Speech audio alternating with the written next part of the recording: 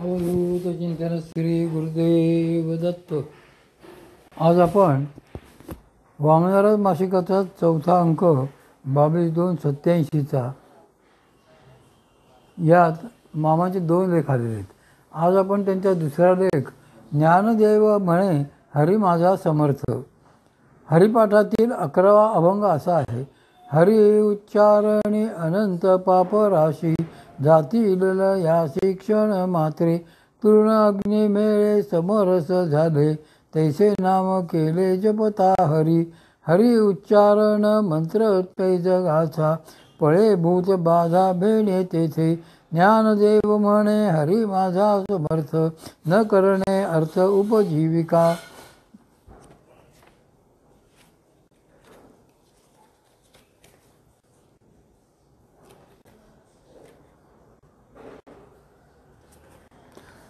याचा अर्थ खालीलप्रमाणे करतात. हरीच्या फक्त नामोच्चारणाने पातकांचे ढीकच्या ढीक एका क्षणात नष्ट होऊन जातात.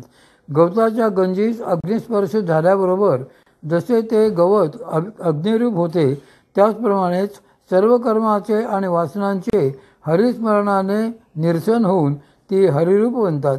हरिनामस्मरण हा फार सामर्थ्यवान मंत्रच असून त्याच्या योगाने पिशाच बाधा दूर होऊन देहाहंकार मावळतो. माझ्या भगवंता इतके सामर्थ्यवान जगात कोणीही नसून प्रत्यक्ष उपनिषदातील आत्मानात्मविवेकावरून ज्ञानाहून देखील भक्ती थोर आहे असे श्री ज्ञानदेव तुम्हास खात्रीपूर्वक सांगतो.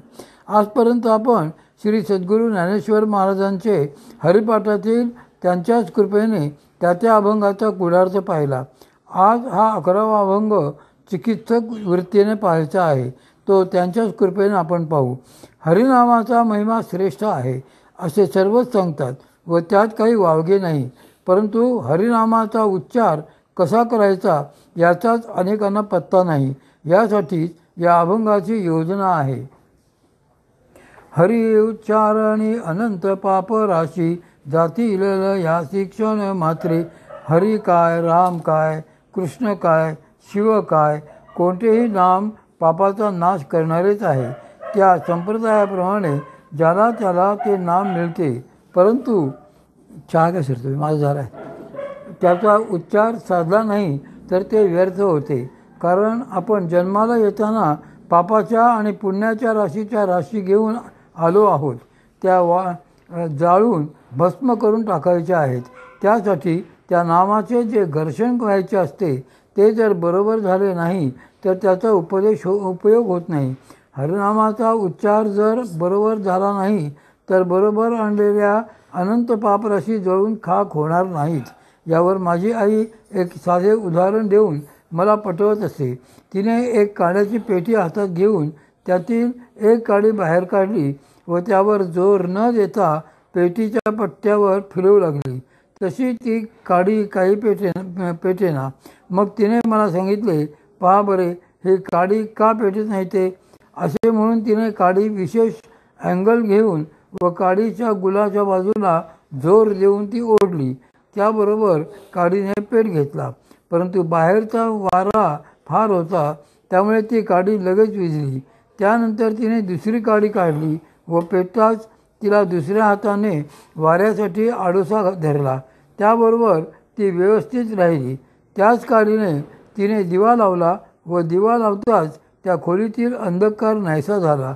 या उदाहरणापासून तिने दाखवून दिले की जसा काडीचा उपयोग बरोबर साधून दिवा लावायचा आणि तो लागताच अंधकार नाहीसा होतो तसेच नामाचे आहे.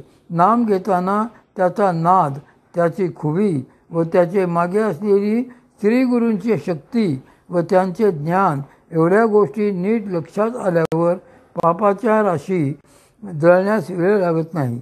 यासाठीच माऊली म्हणतात, हरी उच्चारणी अनंत पाप राशी जातील लयासी क्षण मात्रे. आता क्षण मात्रे यावर विचार केला की काम झाले. मात्र हा एक क्षण कोणता हे समजून घेण्यासाठी आपण आपल्या घरातील इलेक्ट्रिकच्या दिव्यांचे उदाहरण घेऊ म्हणजे नीट समजेल. आपल्यापैकी कोणी एकाने बंगला बांधला आणि त्यात निरनिराळ्या ठिकाणी पॉईंट्स घेतले. त्या प्रत्येक पॉईंटवर ग्लोब ट्यूब बसवून झाल्या आणि आता काम संपले म्हणून स्वस्थ बसले. नंतर उजेड पाहिजे म्हणून बटन दाबून पाहिले तरी दिवा लागेना. याचा अर्थ बाहेरच्या खांबावरचे कनेक्शन मिळाल्याशिवाय त्याचा उपयोग नाही. बरे, बाहेरचे खांबावरील कनेक्शन मिळवले तरी त्या भागातील सेक्शनमध्येच बिघाड झाला असेल तरीही दिवे लागू शकत नाही. या उदाहरणावरून असे पाहायचे की पॉवर हाऊस म्हणजे जेथून आपण उच्चार निघतो ती वाणी की तिचे नाव आहे परावाणी. डिस्ट्रीब्युशन सेक्शन म्हणजे पश्चंती वाणी, मीटर म्हणजे मध्यमा वाणी व दिव्याचे बटण म्हणजे वैखरी वाणी असे जमून यावयास पाहिजे. म्हणजे ज्याप्रमाणे सर्व कनेक्शन्स जुळून आली असता बटन दाबताच लखलखाट होतो, त्याप्रमाणे असा हरिनामाचा उच्चार त्या क्षणाला घडेल. त्या क्षणाला पापाच्या राशी जळतील. हा उच्चाराचे गोड बंगाल कसे आहे हे नीट समजण्यासाठीच माऊलींनी पुढील चरण घातला आहे. तूर्ण अग्नी मेळे समरस झाले, तैसे नामे केले जपता हरी. आता पहा, गवताच्या लाखो पेंड्या आहेत आणि त्याला अग्नी लावला अगर लागला तर एका मिनिटात काही त्या सर्वच्या सर्व जळून खाक होत नाहीत. त्या तृणांना अग्नी जरी लागला तरी वारा अनुकूल पाहिजे, शिवाय त्या जळत कित्येक दिवसांनी त्या सर्वांची राखरंगोळी होते. या उदाहरणावरून माऊली म्हणतात, तैसे नामे केले जपता हरी. ज्याप्रमाणे अग्नी लागल्यावर वाऱ्याची व वेळाची म्हणजेच कालाची जरूर आहे, शिवाय त्यावर कोणी पाणी, वाळू, अगर माती वगैरे टाकता कामा नये. म्हणजे त्या अग्नीमुळे त्या सर्व गवताच्या पेंड्या खाक होतील. तसेच नाम ज्या तऱ्हेने सांगितले त्याच तऱ्हेने व त्या नियमाने घेतले की पापांच्या राशीच्या राशी जळून खाक होतील. परंतु मनुष्य मात्र उतावळा आहे. त्याला वाटते की पी हळद ही हो बरी. रात्री दूध व हळद मिश्रण प्याला व सकाळी उठून आरशात पाहू लागला. त्यास विचारले, अरे उठल्या उठल्या आरशात काय पाहतोस? तर तो म्हणाला, रात्री झोपताना दूध हळद घेतली तेव्हा गोरा झालो की नाही हे पाहतो आहे. हे जसे त्याचे म्हणणे निरर्थक असते, तसेच केव्हा तरी सटी सहामाशी नामस्मरण करायचे व पापांच्या राशी कशा नाहीशा झाल्या नाहीत ते पाहायचे. हे कसे व्यर्थ आहे ते सांगण्यासाठीच माऊलींनी या अभंगाच्या 3ऱ्या चरणाची योजना केली आहे. हरी उच्चारण मंत्र पै अगाध, फळे भूत बाधा मेणे तेथे. या चरणाद्वारे त्यांनी एक खुबी दाखविली आहे. पहिल्या चरणात हरिनामाचा उपयोग सांगितला, कारण एकदम सुरुवातीला कोणतीही गोष्ट अचूक व बिनचूक करणे कठीण असते. तेव्हा येता जाता, उठता बसता, कार्य करता करता केव्हाही नाम घेता असावे. हे घेता घेता कोणीतरी भेटेल व तो सांगेल त्याप्रमाणे घेण्यास सुरुवात झाली की अक्षरे तीच, परंतु त्याचा जप तयार होतो. आणि या चरणात सांगतात हरी उच्चारण मंत्रपै अगाध. तेव्हा ते कसे ते पाहू. नाम जाता येता घेता येते, जप मात्र एका ठिकाणी बसूनच करावा तेव्हा होतो. पण त्या नामाचा मंत्र जेव्हा होतो तेव्हा त्या साधकावर श्री गुरूंची कृपा व्हावी लागते व त्यांना याचे ज्ञान, त्याचबरोबर शक्ती व युक्ती दाखविल्यावर त्याबरोबर हुकूम साधकाने त्याचा अवलंब केला की तेच नाम प्रथम नाम, नंतर जप रूप होते व तीच अक्षरे आता मंत्ररूप होतात. या मंत्रांच्या सहाय्याने इतर दोष तर जातीलच, परंतु भूतबाधा सुद्धा पळून जातील. आपण जन्माला येताना ज्या पापराशींच्या राशी आणतो त्यात भूतबाधा, पिशाच बाधा, राक्षस बाधा, यक्ष बाधा, गंधर्व बाधा अशा अनेक बाधा आणलेल्या असतात. त्या साधनेच्या म्हणजेच हरि उच्चारणाच्या मार्गात अडसर करणारच. कारण परमेश्वराचे नाम हे अमृताहूनही गोड आहे. यासाठी संत महात्मे म्हणतातच की अमृताहून गोड नाम तुझे देवा, परंतु माझ्या मुखातून ते का बाहेर येत नाही किंवा माझे वंदन ते का घेऊ शकत नाही, यावरून पापाच्या राशीमध्ये अनेक बाधा दडलेल्या आहेत हे समजते.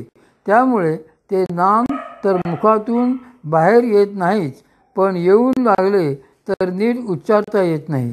उच्चार करता आला तर त्याचे ज्ञान नसते व ज्ञान असले तर त्यासाठी लागणारी शक्ती मिळालेली नसते.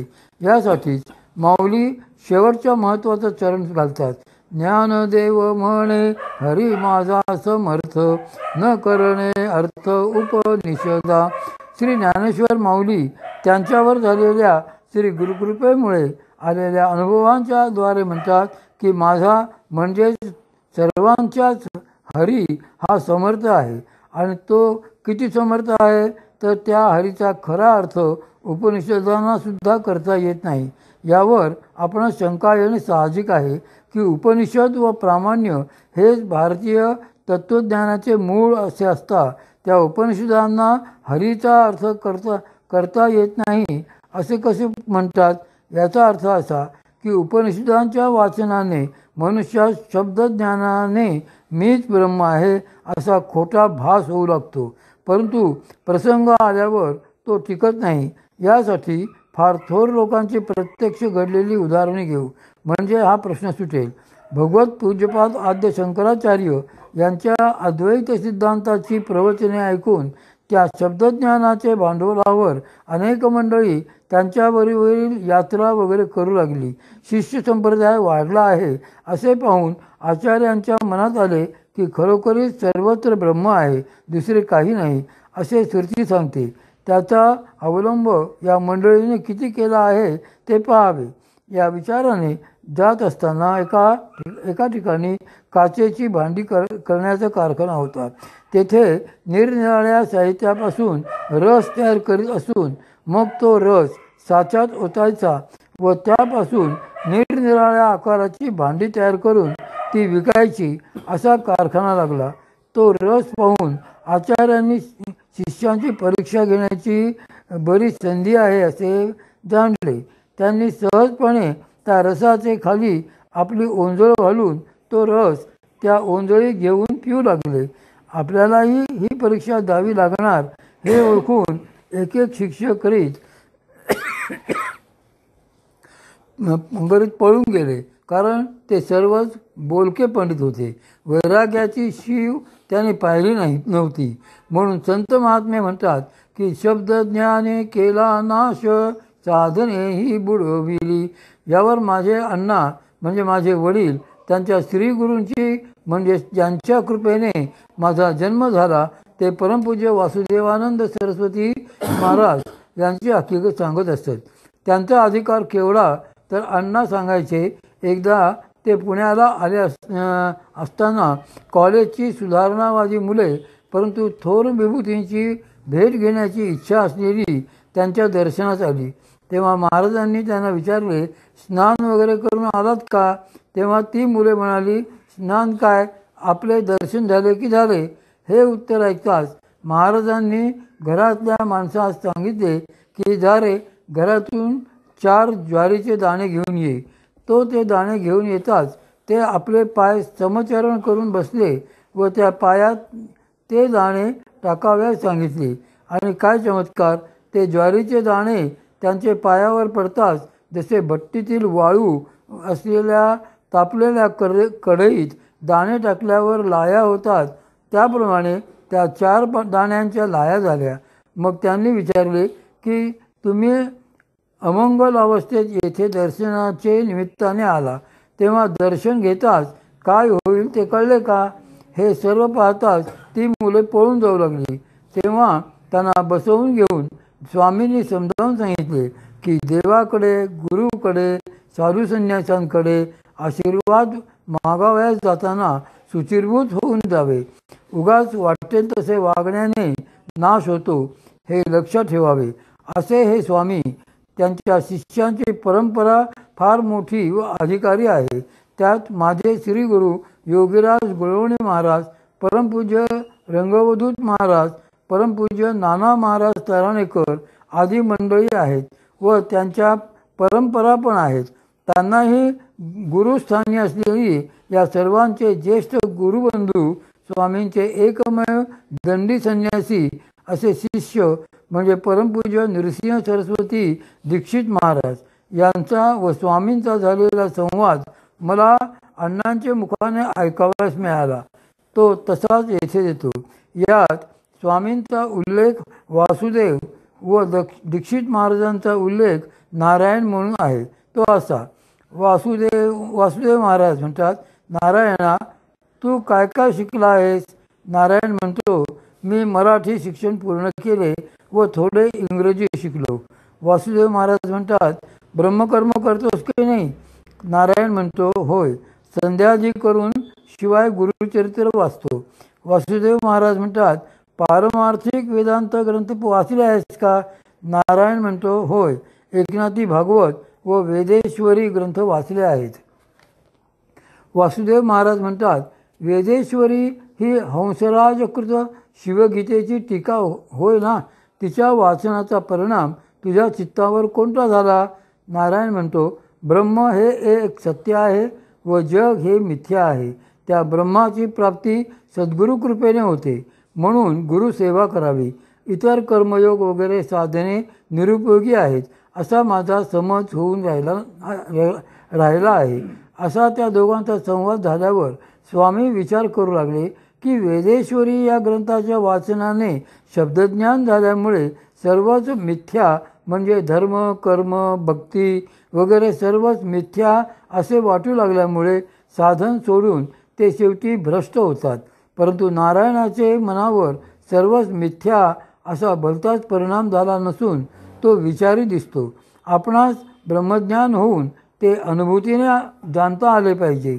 यासाठी गुरुभक्तीने ते अनुभवता येईल असे तो म्हणतो. म्हणजे फक्त कर्ममार्गाचा त्याग करून पाहतो तेव्हा हा लवकर दुरुस्त होईल आणि मग स्वामींनी त्यांना देहदुःख कसे सुखरूप करायचे हे सप्रयोग सांगून त्यांना आपल्या पदावर बसविले. याचा अर्थ एवढाच की शब्दज्ञानाची जरुरी असते, परंतु चणे खावे लोखंडाचे तेव्हा ब्रह्मपदी नाचे हे लक्षात ठेवावे. यासाठी प्रखर वैराग्याची जरुरी आहे आणि वैराग्य नव्हे लेकुराच्या गोष्टी तेथे पाहिजे पोटी अनुताप. तो जर नसेल तर नुसत्या शब्दज्ञानाने लोकांना फसवता येते, परंतु हा मात्र हळूहळू